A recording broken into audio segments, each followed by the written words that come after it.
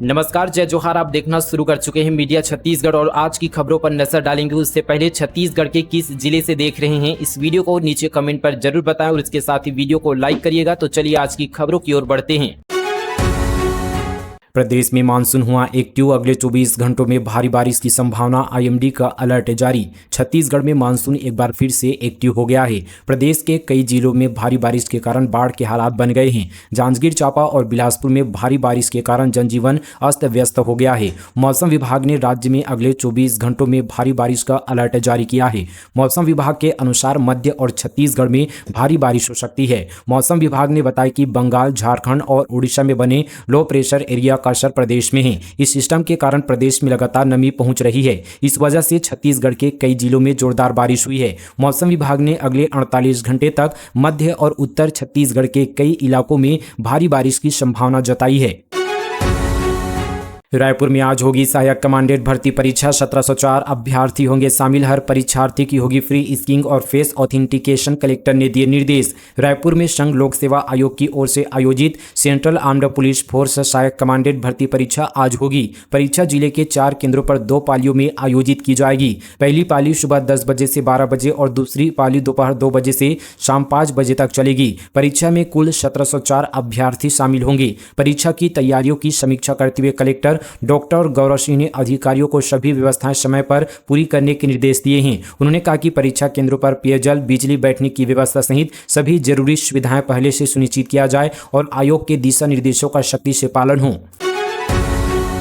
सत्यांशुदीप ने बढ़ाया धमतरी कमान। Special Olympics गोथिया cup में दिलाया भारत को कांस्य पदक। समाज कल्याण विभाग द्वारा अनुदानित सार्थक स्कूल धमतरी के विशेष खिलाड़ी सत्यांशुदीप ने स्वीडन के गोथेनबर्ग में आयोजित स्पेशल ओलंपिक्स गोथिया कप 2026 में भारतीय स्पेशल ओलंपिक्स फुटबॉल टीम का प्रतिनिधित्व करते हुए शानदार प्रदर्शन किया। भारतीय टीम ने स्पेशल ओलंपिक्स ट्रॉफी वर्ग में कांस्य पदक जीतकर देश का गौरव बढ़ाया है।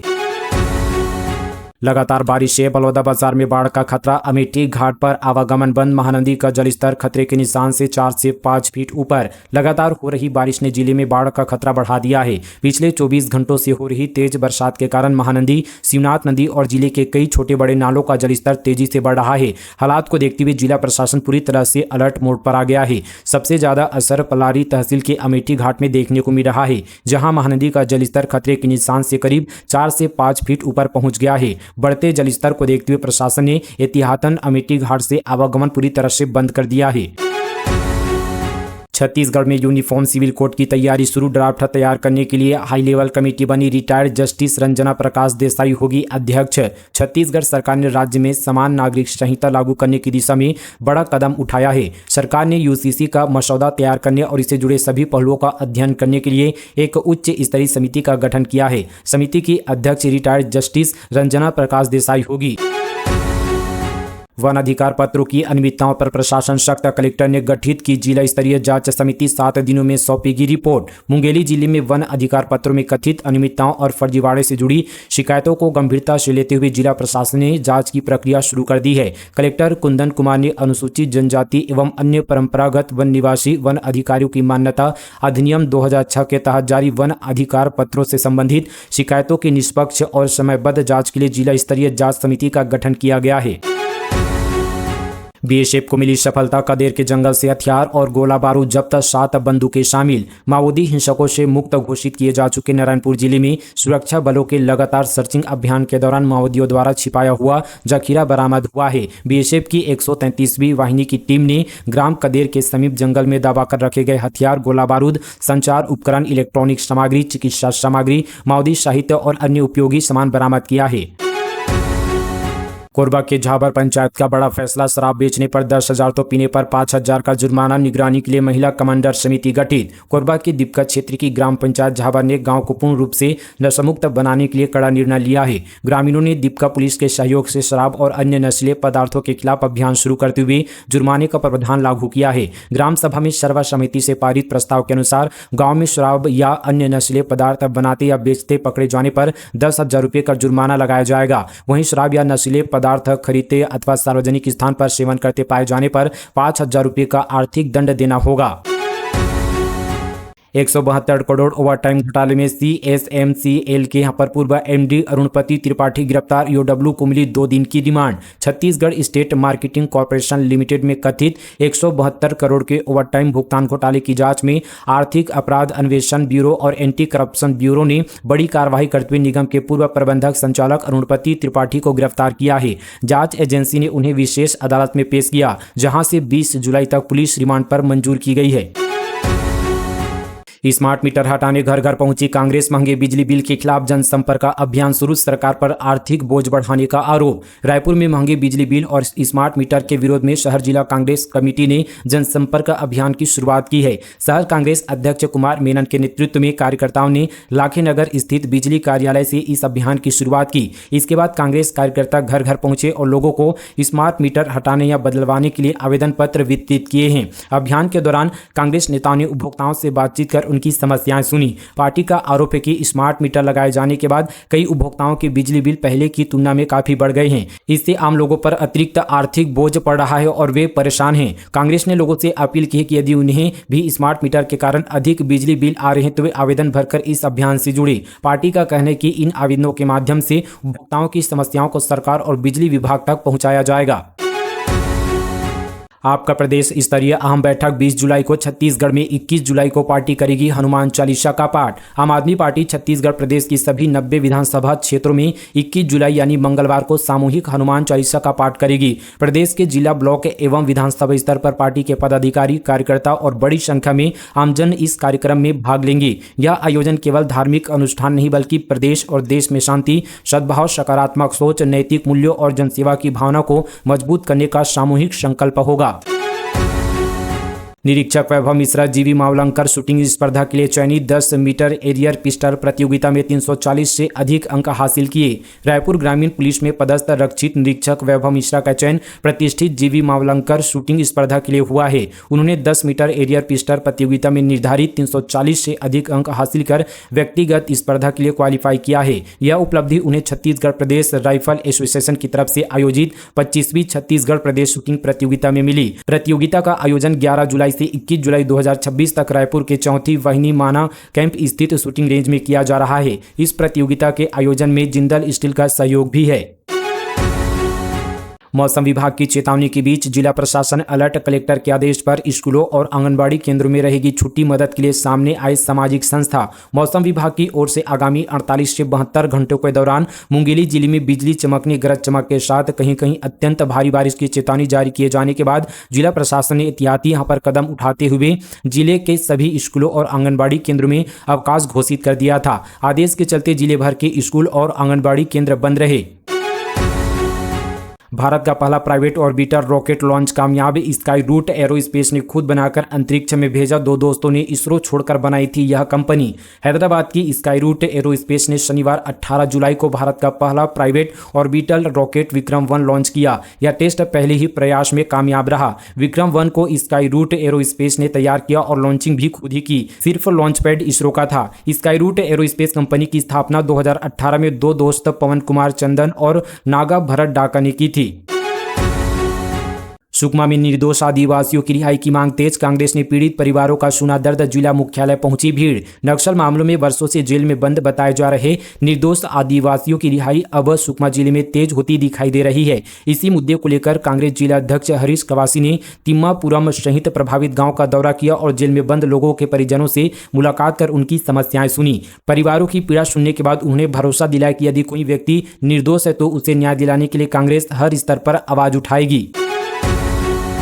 एमपी कैडर के पेंशनर को बड़ी राहत। दोनों राज्यों में बनी सहमति। डीए बढ़ाने के लिए अब मंजूरी अनिवार्य नहीं। मध्य प्रदेश के कैडर से आए अधिकारी और कर्मचारियों और उनके परिवारों के लिए राज्य सरकार ने बड़ी राहत दी है। अब ऐसे पेंशनरों के महंगाई राहत में बढ़ोतरी लागू करने के लिए मध्य प्रदेश सरकार की अनुमति लेना जरूरी नहीं होगा। राज्य सरकार की घोषणा के साथ ही बढ़ी हुई महंगाई राहत स्वतः लागू हो जाएगी। वित्त मंत्री ओपी चौधरी ने बताया कि इस फैसले से करीब 1.5 लाख पेंशनर परिवारों को सीधा लाभ होगा। कोरबा की कोयला खदानों में महिलाएं चलाएगी भारी मशीनें। SECL ने 19 महिला कर्मचारियों को दिया HEMM ऑपरेटर प्रशिक्षण। कोयला खदानों में अब महिलाएं भी डंपर और सौले जैसी भारी मशीनें चलाती नजर आएगी। साउथ ईस्टर्न कोलफील्ड्स लिमिटेड ने महिला सशक्तिकरण की दिशा में एक महत्वपूर्ण कदम उठाते हुए पहली बार महिला कर्मचारियों को heavy earth moving machine operator बनाने के लिए विशेष प्रशिक्षण शुरू किया है। SECL के CMD हरीश दुहन की पहल पर यह कार्यक्रम शुरू किया गया है। कंपनी के विभिन्न क्षेत्रों से चुनी गई 19 महिला कर्मचारियों को 16 से 18 जुलाई तक गेवरा परियोजना के OB फेस में 12 दिवसीय प्रशिक्षण दिया गया।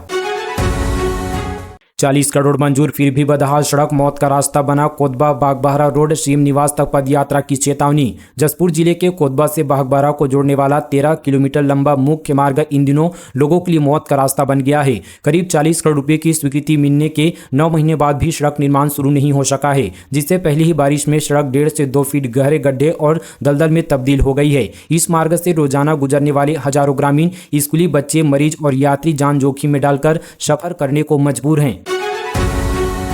रायपुर में राष्ट्रीय उत्कृष्टता सम्मान समारोह, राज्यपाल रमेन डेका हुए शामिल। छात्रों से कहा, मानव बुद्धि का विकल्प AI नहीं बन सकते। बीते दिन राजधानी रायपुर के विमतारा ऑडिटोरियम में PSY एजुकेशन एवं रिसर्च फेडरेशन की ओर से राष्ट्रीय उत्कृष्टता सम्मान समारोह आयोजित किया गया। पदक और निधि वितरण 2026 के कार्यक्रम में मुख्य अतिथि के रूप में राज्यपाल रमेन डेका उपस्थित थे। इस अवसर पर प्रदेश के कई जिलों के मेधावी विद्यार्थियों और उत्कृष्ट जिला शिक्षा अधिकारियों को सम्मानित किया गया। इस मौके पर राज्यपाल रमेन डेका ने कहा कि आज के समय में गूगल और AI उपयोगी साधन हैं, लेकिन वे यहाँ पर मानव बुद्धि का विकल्प नहीं बन सकते। जीवन में गूगल इफेक्ट नहीं होना चाहिए। सोचने और समझने और निर्णय लेने की क्षमता ही मनुष्य की सबसे बड़ी शक्ति है।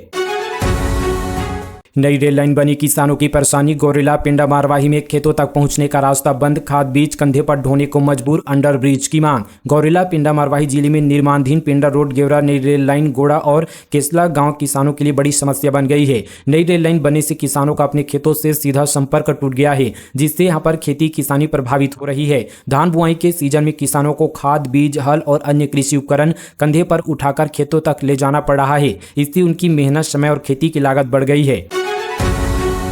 पूर्व मंत्री अमरजीत भगत ने बीजेपी को बताया झूठ की पाठशाला। राम मंदिर चंदे पर उठाए सवाल, खाद्य संकट पर भी सरकार को घेरा। छत्तीसगढ़ विधानसभा में अविश्वास प्रस्ताव पर जारी राजनीतिक घमासान के बीच कांग्रेस के वरिष्ठ नेता और पूर्व मंत्री अमरजीत भगत ने भाजपा सरकार पर कई मुद्दों को लेकर तीखा हमला बोला। उन्होंने यहाँ पर भाजपा और राष्ट्रीय स्वयंसेवक संघ पर जो है गंभीर आरोप लगाते हुए कहा कि दोनों देश को सुनियोजित तरीके से लूट रहे हैं। वहीं कांग्रेस प्रदेश अध्यक्ष पद, किसानों को खाद की उपलब्धता, विकास गर्ग की गिरफ्तारी और भगवान श्री राम की प्रतिमा स्थापना जैसे मुद्दों पर भी उन्होंने अपनी प्रतिक्रिया दी।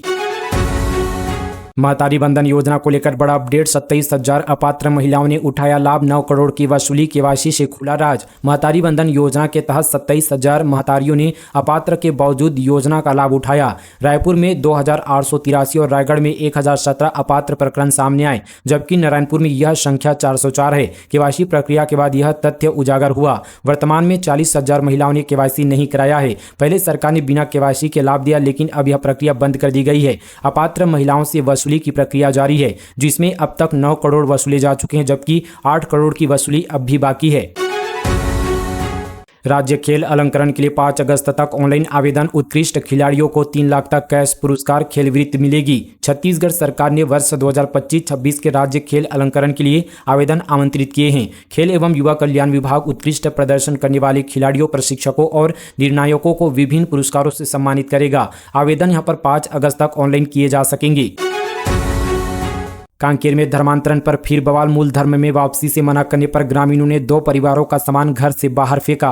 कांकेर जिले के अंतर्गढ़ विकास के ताड़ोकी थाना क्षेत्र के अंतर्गत बर्रेबेड़ा गांव में धर्मांतरण के मुद्दे को लेकर तनावपूर्ण स्थिति देखने को मिली। गांव के 2 मतांतरित परिवारों को लेकर ग्रामीणों में लंबे समय से नाराजगी थी। ग्रामीण मूल धर्म में वापसी की मांग कर रहे थे, लेकिन परिवारों के इनकार के बाद ग्रामीणों ने सामूहिक निर्णय लेते हुए उनके घरों का सामान गाँव की सीमा से बाहर फेंक दिया है। खराब रेनकोट मिलने पर हंगामा, बिलासपुर की स्वच्छता दीदियों ने गुणवत्ता पर उठाए सवाल। महिला एवं बाल विकास विभाग द्वारा मितानिनों को गुणवत्ता विहीन साड़ियों को बांटे जाने का विवाद अभी थमा नहीं था कि अब शहर की स्वच्छता दीदियों को वितरित किए गए रेनकोट की गुणवत्ता पर फिर से सवाल खड़े हो गए हैं। स्वच्छता कर्मियों का आरोप है कि बारिश से बचाव के लिए दिए गए रेनकोट इतने पतले और कमजोर हैं कि कुछ ही बार पहनने पर फटने की स्थिति में पहुंच जाते हैं। स्वच्छता दीदियों का कहना है कि उन्हें दिए गए रेनकोट की गुणवत्ता बेहद ही खराब है। उनका दावा है कि इस्तेमाल में आने वाले साधारण प्लास्टिक की पन्नी भी इन रेनकोट से अधिक मजबूत प्रतीत होती है। इसके साथ ही उन्होंने यह भी आरोप लगाया कि रेनकोट की कीमत उनके भुगतान से काटी जाएगी, जिससे उनमें नाराजगी और बढ़ गई है। सीएम हेल्पलाइन नंबर 1076 जनता की उम्मीदों पर उतरा खरा, 42,000 शिकायतों का अब तक समाधान। सीएम हेल्पलाइन नंबर ने अपनी शुरुआत के पहले ही महीने में बेहतरीन सफलता हासिल की है। 13 जुलाई 2026 तक इसके माध्यम से 42,653 शिकायतों का सफलतापूर्वक समाधान किया जा चुका है। इनमें 13,600 शिकायतकर्ताओं ने समाधान से संतुष्ट होकर खुद सकारात्मक फीडबैक के साथ अपने प्रकरण बंद कराए हैं। सीबीएसई का बड़ा फैसला, वार्षिक परीक्षा के साथ आंतरिक परीक्षा उत्तीर्ण करना भी अनिवार्य, इसके बगैर नहीं मिलेगा सर्टिफिकेट। केंद्रीय माध्यमिक शिक्षा बोर्ड ने कक्षा 9वीं और 10वीं के लिए थर्ड लैंग्वेज को लेकर बड़ा बदलाव किया है। राष्ट्रीय शिक्षा नीति 2020 के तहत लागू किए गए नए नियमों के अनुसार अब केवल बोर्ड परीक्षा पास करना ही पर्याप्त नहीं होगा। यदि छात्र स्कूल स्तर पर होने वाले थर्ड लैंग्वेज के स्कूल बेस्ड असेसमेंट में सफल नहीं होते हैं तो उन्हें कक्षा 10वीं का सर्टिफिकेट जारी नहीं किया जाएगा। हालांकि इस वर्ष विषय की बोर्ड परीक्षा नहीं होगी, लेकिन इंटरनल असेसमेंट पास करना अनिवार्य होगा। जलवायु परिवर्तन और प्राकृतिक खेती पर मंथन, 4 कृषि विज्ञान केंद्रों की वार्षिक कार्य योजना को मिली मंजूरी। इंदिरा गांधी कृषि विश्वविद्यालय के कृषि विज्ञान केंद्र रायपुर में रायपुर, गरियाबंद, धमतरी और महासमुंद जिले के कृषि विज्ञान केंद्रों की वैज्ञानिक सलाहकार समिति की 10वीं वार्षिक बैठक आयोजित की गई। बैठक में जलवायु परिवर्तन, प्राकृतिक खेती, फसल विविधीकरण, कृषि नवाचार और किसानों की आय बढ़ाने के उपायों पर विस्तृत चर्चा की गई। साथ ही यहाँ पर वर्ष 2026-27 के लिए चारों कृषि विज्ञान केंद्रों की कार्य योजना को आवश्यक सुझाव के साथ मंजूरी दी गई। अबूझमाड़ के कोहकापार में खुला पहला स्कूल, नदी नाले, पहाड़ और जंगल पार कर कलेक्टर पहुंची। अबूझमाड़ के दुर्गम क्षेत्र में बसे ग्राम कोहकापार में पहली बार प्राथमिक स्कूल शुरू हुआ है। जिला मुख्यालय से करीब यहां पर 100 किलोमीटर दूर इस गांव में अब तक कोई स्कूल नहीं था। अब बच्चों को पढ़ाई के लिए दूर नहीं जाना पड़ेगा। यहां कलेक्टर नम्रता जैन खुद नदी नाले, पहाड़, जंगल और कठिन रास्तों को पार कर बाइक से गाँव पहुंची। उन्होंने गाँव में पहली प्राथमिक शाला का शुभारंभ किया और बच्चों का पारंपरिक तरीके से मुकुट पहनाकर स्वागत किया। नशे की चपेट में स्कूली बच्चे, चॉकलेट के बहाने खिलाई नशीली दवा, 8 बच्चों की तबीयत बिगड़ी, एक की हालत गंभीर। शिक्षा मंत्री के गृह जिले दुर्ग में अब स्कूली बच्चे नशे की चपेट में आ रहे हैं। ताज़ा मामला दुर्ग के पंचशील नगर स्थित शासकीय चंद्रशेखर आजाद उच्चतर माध्यमिक विद्यालय का है, जहां कथित तौर पर नशीली दवा खाने से 8 बच्चों की तबीयत बिगड़ गई है। इनमें से कुछ बच्चों को अस्पताल में भर्ती कराया गया, जबकि कुछ इलाज के बाद घर लौट चुके हैं। एक बच्चे को आईसीयू में भर्ती कराया गया है। आपको बता दें कि स्कूल में पढ़ने वाले 10वीं कक्षा के एक छात्र ने अपने साथ पढ़ने वाले बच्चों को चॉकलेट बताकर प्रतिबंधित दवा खिला दी। इसके बाद एक एक कर बच्चों की तबीयत बिगड़ने लगी। बच्चों को चक्कर आने, बेहोश होने और शरीर में अकड़न जैसी शिकायतें होने लगी। घटना के बाद परिजनों में हड़कंप मच गया है। फिलहाल इस पूरे मामले में और भी जांच जारी है, जिसमें और भी खुलासे हो सकते हैं। फिलहाल दोस्तों, ये थी छत्तीसगढ़ की तमाम नॉन स्टॉप खबरें मीडिया छत्तीसगढ़ पर। आप सभी को आज का अगर न्यूज पसंद आया तो वीडियो को लाइक करिएगा और इस वीडियो को ज्यादा से ज्यादा छत्तीसगढ़ भाइयों के साथ शेयर करना बिल्कुल ना भूले। मिलते हैं और तमाम खबरों के साथ, तब तक के लिए जय हिंद, जय छत्तीसगढ़, जय जोहार।